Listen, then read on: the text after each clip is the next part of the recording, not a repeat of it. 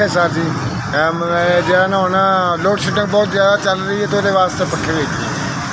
Sir जी 60 रुपये का तो 50 रुपये का माशा अलहमदुल्ला रोटी खाने मिल जाती सियालकोट से सर इतने लारी अड्डे जो ना जितना जगह मिलती है दोस्त है वो सो रही है या कम करी दे घर के हालात ने जिन्हें 3 पुत्तर ने एक 2 धियां ने विआहन वालियां गुजारा कर रहे हैं बस मिल जाए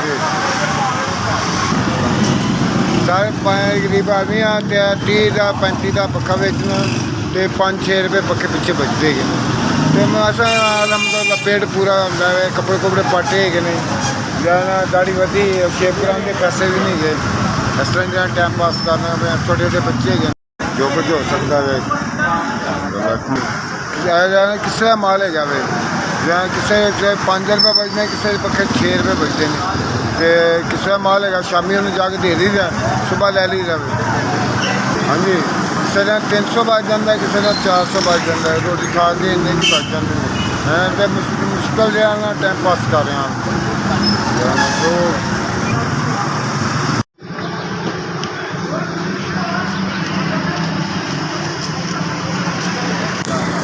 4000 रुपये मेहरबानी सर जी बहुत बहुत ज़्यादा अल्लाह ताला ने सेहत तंदुरुस्ती देवे अल्लाह ताला लंबी यादी करे उन्होंने जिन्होंने 4000 रुपये मेरे वास्ते भेजे हैं अल्लाह ताला उन्होंने लंबी उन्होंने बच्चे नहीं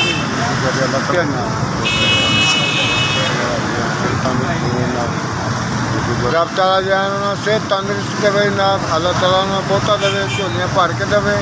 मेरे वास्ते भेजा जे अल्लाह ताला ताकि झोलियाँ भर के देवे जनाब SVS साहब बहुत बहुत मेहरबानी तुहाडा शुक्रिया जिन्हें तुहाडे ते मेहरबानी रब करे सुपने तुहाडे बच्चों का तुहाडा बहुत बहुत ज़्यादा अल्लाह ताला तुहाडी रहमत करे जनाब।